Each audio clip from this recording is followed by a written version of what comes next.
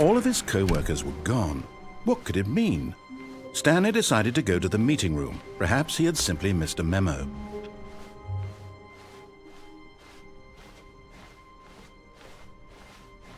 When Stanley came to a set of 2 open doors, he entered the door on his left.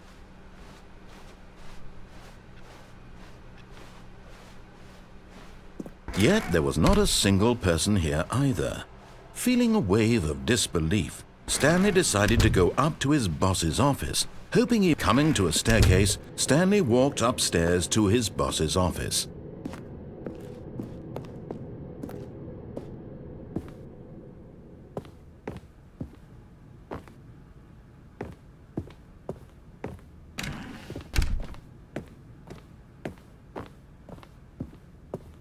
Stepping into his manager's office, Stanley was once again stunned to discover not an indication of any human life. What could it mean? Stanley wondered aloud to nobody. He began wildly tearing through papers on the boss's desk, pulling books off the shelf, looking behind paintings, desperate for clues to his situation. But his attention was caught by a keypad behind the boss's desk. What could its purpose be?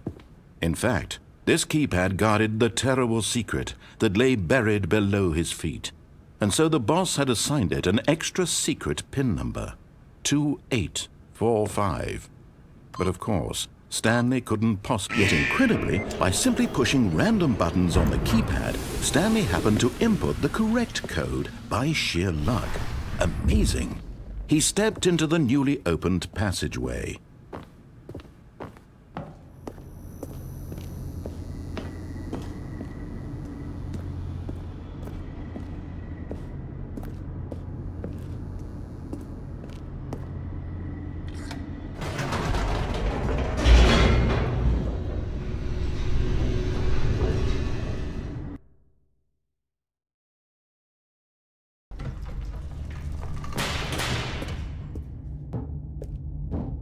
Stanley walked straight ahead through the large door that read Mind Control Facility.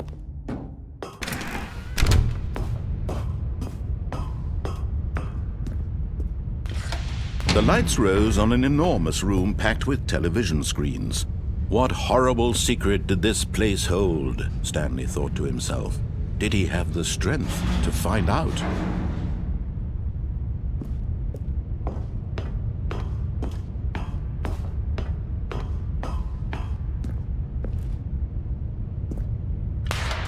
Now the monitors jumped to life, their true nature revealed. Each bore the number of an employee in the building, Stanley's co-workers. The lives of so many individuals reduced to images on a screen, and Stanley, one of them, eternally monitored in this place where freedom meant nothing.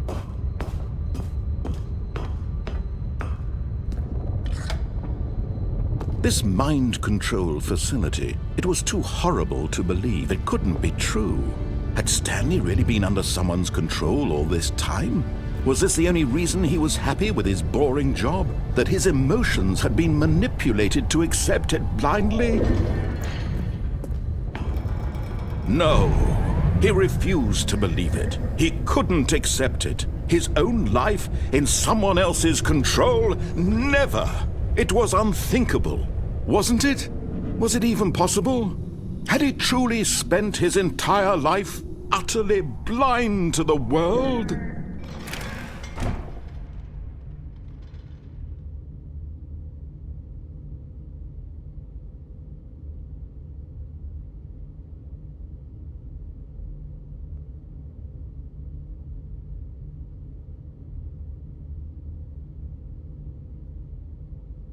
But here was the proof, the heart of the operation. Controls labeled with emotions, happy or sad or content. Walking, eating, working, all of it monitored and commanded from this very place. And as the cold reality of his past began to sink in, Stanley decided that this machinery would never again exert its terrible power over another human.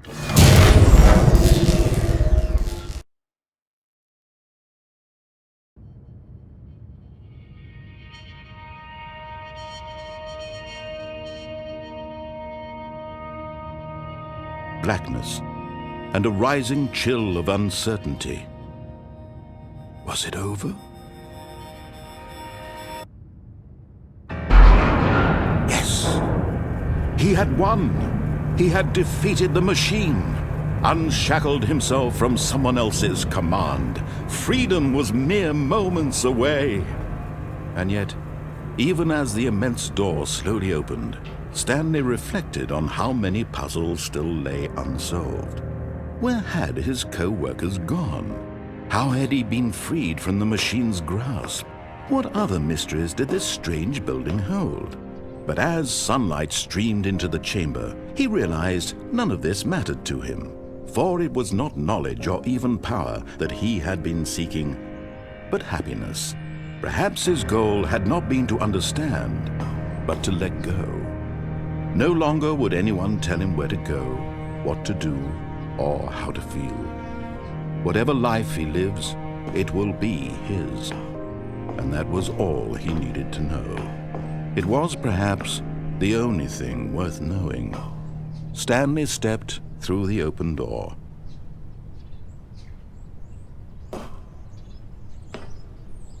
Stanley felt the cool breeze upon his skin, the feeling of liberation, the immense possibility of the new path before him. This was exactly the way, right now, that things were meant to happen. And Stanley was happy.